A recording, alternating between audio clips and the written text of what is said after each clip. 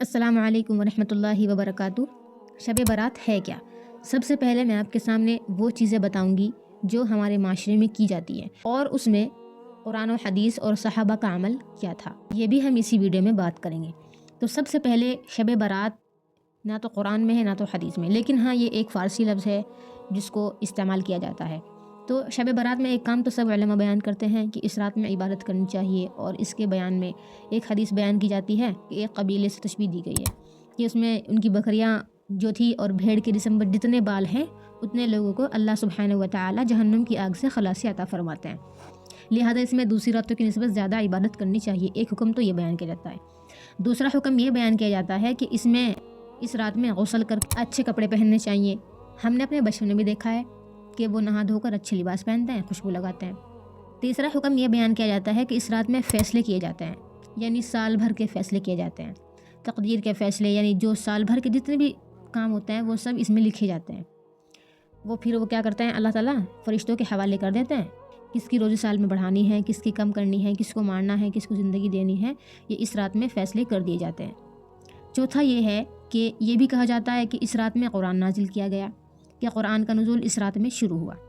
پانچواں یہ کہا جاتا ہے کہ اس رات میں لوگ قبرستان کی طرف جاتے ہیں کہ مردوں کی مغفرت کا امکان اس رات میں زیادہ ہوتا ہے۔ اور اس میں حدیث بھی پیش کی جاتی ہے کہ رسول اللہ صلی اللہ علیہ وسلم اپنے اہل خانہ کو، اپنی ازواج کو رات کے اندھیرے میں چھوڑ کر قبرستان کی طرف تشریف لے گئے اور وہاں مردوں کے لیے مغفرت کی دعا کی۔ چھٹا یہ بیان کیا جاتا ہے کہ اس میں اچھے اچھے کھانے پکانے چاہیے، کم از کم حلوہ تو پکا ہی لینا چاہیے، اکثر اس رات میں حلوے بھی بانٹے جاتے ہیں۔ ساتواں یہ کہا جاتا ہے کہ اس رات کے بعد جو دن آئے گا اس میں روزہ رکھنا چاہیے، 15 شعبان کا روزہ۔ پھر یہ بھی بیان کیا جاتا ہے کہ اس میں پٹاخے پھوڑنے چاہیے۔ تو یہ سب جو ہمارے معاشرے میں ہیں، کیا یہ واقعی قرآن و حدیث سے ثابت ہیں، یا ہمیں کیا کرنا چاہیے کیا نہیں کرنا چاہیے، ان میں سے کون سی بات صحیح ہے کون سی صحیح نہیں ہے؟ اور بھی خرافات ہیں جو کہ معاشرے میں ہمارے پھیلی ہوئی ہیں، ہم بنا تحقیق کیے ہی ان کو کرتے چلے جاتے ہیں۔ تو اس ویڈیو میں انشاءاللہ آپ کو وہ سب بتایا جائے گا جو کہ قرآن و حدیث اور صحابہ کا عمل تھا، اور آپ کو کیا کرنا ہے کیا نہیں کرنا ہے، تو یہ سب انشاءاللہ اس میں بات کی جائے گی۔ اس میں جو پہلی بات تھی کہ اس رات کی کوئی فضیلت ہے یا نہیں ہے، اضافی ثواب جو بھی ملتا ہے، اس بات کا خلاصہ میں اس ویڈیو کے لاسٹ میں کروں گی۔ پھر جو کہا جاتا ہے کہ قبرستان میں جانا چاہیے، اس رات مردوں کی زیادہ مغفرت ہوتی ہے، مطلب ان کے لیے دعا کرنی چاہیے قبرستان میں جا کر، تو یہ بھی بیان کی جاتی ہے۔ حدیث جو بیان کی جاتی ہے جو یہ تھا کہ رسول اللہ صلی اللہ علیہ وسلم قبرستان کی طرف گئے ہیں اور وہاں ان کے لیے مغفرت کی دعا کی ہے۔ یہ وہ بنیادی حدیث ہے جس کی وجہ سے ہمارے قبرستان آباد ہوتے ہیں۔ اس بارے میں ایک بات یہ سمجھنے کی ہے کہ پہلی بات تو یہ ہے کہ یہ حدیث صحیح نہیں ہے، محققین کے نزدیک یہ حدیث ضعیف ہے، مطلب بہت کمزور ہے، لہٰذا یہ بات مشکوک ہے کہ اس رات قبرستان گئے بھی ہیں یا نہیں گئے ہیں۔ حقیقت یہ ہے کہ حدیث ضعیف ہے، اور ضعیف حدیث فضائل میں چلتی ہے، لیکن محققین بتاتے ہیں کہ فضائل میں اس وقت چلتی ہے جب اس عمل کی فضیلت پہلے سے کسی صحیح حدیث سے ثابت ہو۔ چلو اگر مان بھی لیں کہ نبی صلی اللہ علیہ وسلم اس رات قبرستان تشریف لے گئے تھے، تو پوری سیرت میں صرف ایک واقعہ ملتا ہے، پوری زندگی میں صرف ایک مرتبہ گئے ہیں ہمارے نبی صلی اللہ علیہ وسلم۔ تو اگر آپ یہ سمجھتے ہیں کہ مطلب یہ ایک حدیث ہے، ہمیں اس پر عمل کرنا چاہیے، تو پوری زندگی میں صرف آپ ایک بار چلے جائیں تو اس پر عمل ہو جائے گا، ہر سال جانا ضروری نہیں ہے۔ پھر نبی صلی اللہ علیہ وسلم نے جو کام جس طریقے سے کیا ہے نا، وہ اسی طریقے سے کرنا چاہیے۔ ہاں اگر بالفرض نبی صلی اللہ علیہ وسلم گئے تو کیسے گئے کہ چپکے سے کنڈی کھولی اور چلے گئے۔ حضرت امی عائشہ رضی اللہ عنہا کی باری میں نبی صلی اللہ علیہ وسلم گئے ہیں، تو امی عائشہ رضی اللہ عنہا بھی پیچھے پیچھے چلی گئیں کہ رات کے اندھیرے میں چپکے سے کہاں گئے ہیں۔ تو آج کے ٹائم پہ کیا ہوتا ہے کہ ٹولیاں بنا کر جاتے ہیں، جتھے بنا کر، پورا گروپ بنا کر جاتے ہیں، تو یہ جائز نہیں ہے۔ اور صحابہ کرام سے بھی اس رات میں قبرستان جانا ثابت نہیں ہے۔ ایسی کون سی سنت ہے کہ جسے صحابہ رضی اللہ عنہم اجمعین نے نہ کیا ہو؟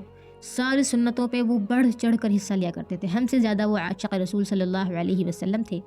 تو ایسی ہمیں اس چیز میں نہیں پڑھنا چاہیے کہ جو نبی صلی اللہ علیہ وسلم نے جیسے کیا ویسے ہی ہمیں کرنا چاہیے، اور صحابہ نے بھی اس چیز کو کیا ہو، لیکن یہاں ثبوت ملتا ہے کہ صحابہ نے اس عمل کو نہیں کیا، تو لہٰذا ہمیں بھی اس سے احتراز کرنا چاہیے۔ تیسری چیز اس رات میں فیصلے ہونا۔ کہ یاد رکھیے کہ قرآن کریم میں قرآن کے نزول کی رات اور فیصلوں کی رات ایک ہی رات کو بتایا گیا ہے، ایک ہی رات کو قرار دیا گیا ہے، اور وہ لیلۃ القدر ہے۔ جو رمضان کے آخری عشرے میں ہوتی ہے۔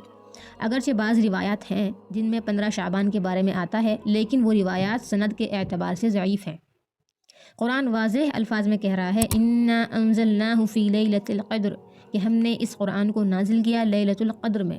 تنزل الملائکۃ والروح فیہا، یہ جو آیت ہے کہ یہی رات ہے جس میں فرشتے اللہ کے احکام کو لے کر اترتے ہیں۔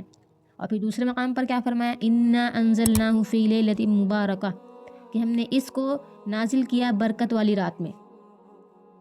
اب اس سے لوگ یہ بھی کہتے ہیں کہ یہ شب برات مراد ہے، حالانکہ اگلی آیت میں اللہ فرماتے ہیں یہ وہ رات ہے جس میں ہر قسم کی حکمت والے فیصلے کیے جاتے ہیں۔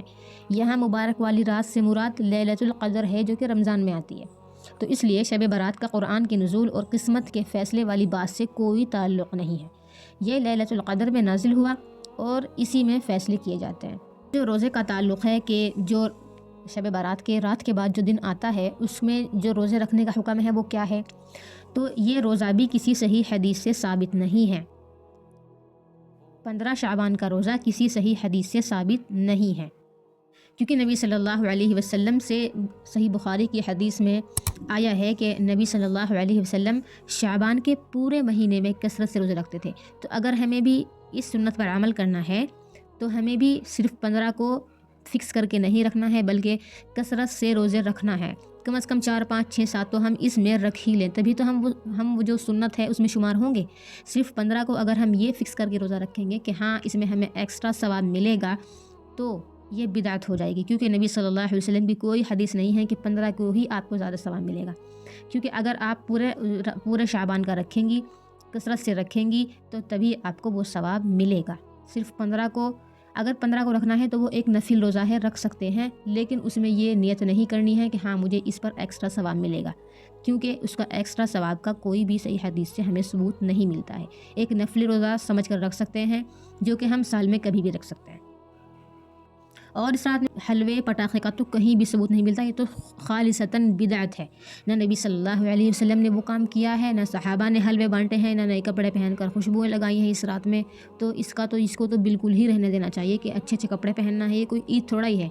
اور اگر جو بھی اسلام میں جو بھی تہوار وغیرہ منائے جاتے ہیں وہ صرف دن میں ہوتے ہیں، رات کو نہیں ہوتے۔ یہ تو سراسر دین میں بدعت ہے کہ حلوے اور پٹاخوں کو ثواب کی نیت سے کرنا۔ اور پھر یہ ہے کہ اس میں غسل کرنا، اچھے اچھے کپڑے پہننا، اس کا شریعت میں کوئی ثبوت نہیں ہے، تو اس کو تو رہنے ہی دینا چاہیے۔ اور اب آتے ہیں اس پہلے حکم پر کہ اس رات میں عبادت کی کوئی فضیلت ہے بھی یا نہیں۔ یاد رکھیں اس بارے میں روایت تو بہت زیادہ ہیں کہ اس رات میں عبادت کی فضیلت ہے، مگر کوئی بھی روایت ایسی نہیں ہے جس پر کلام نہ ہو، یعنی متفقن علیہ صحیح ہو، ایسی ایک روایت بھی نہیں ہے۔ مگر ایک اصول ہے کہ جس بارے میں روایات کثرت سے ہوں، اگرچہ وہ ضعیف بھی کیوں نہ ہو، تو کثرت کی وجہ سے اس میں طاقت اور قوت پیدا ہو جاتی ہے۔ تو ان روایات کی کثرت کی وجہ سے اتنی طاقت اور قوت پیدا ہو گئی ہے کہ جمہور علماء اس رات کی فضیلت کے قائل ہیں۔ یعنی علماء کی جو کثرت ہے، جو زیادہ علماء کرام ہیں، وہ کہتے ہیں کہ ہاں اس میں ایکسٹرا ثواب ملے گا، کہ اضافی عبادت میں ثواب ملے گا، دوسری راتوں کی نسبت زیادہ ثواب ملے گا۔ لیکن بعض محقق علماء اگرچہ کم ہیں، لیکن ابن تیمیہ رحمہ اللہ اس رات کے سرے سے عبادت کے قائل نہیں ہیں، کیونکہ ہم جمہور علماء کے قائل ہیں، ان کو مانتے ہیں، ان کی رائے کو زیادہ اہمیت دیتے ہیں۔ تو اگر اس میں کوئی عبادت کرنا چاہے تو اللہ کی ذات سے امید ہے کہ اس کو دوسری راتوں کی نسبت زیادہ ثواب ملے گا۔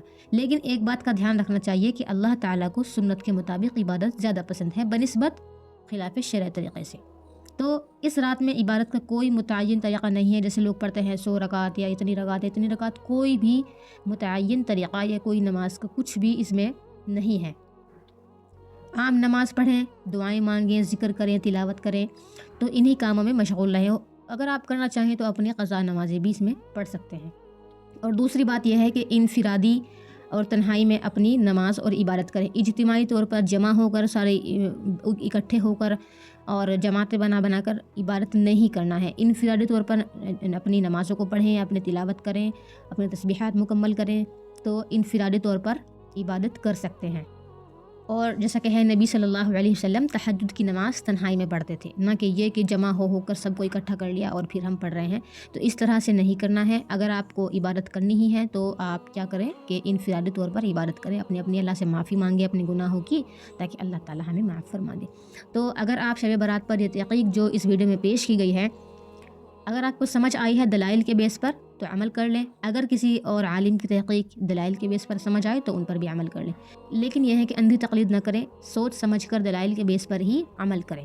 اللہ تعالیٰ ہمیں سمجھ کر عمل کرنے کی توفیق عطا فرمائے۔ اگر ویڈیو پسند آئے تو سبسکرائب ضرور کریں۔ جزاک اللہ۔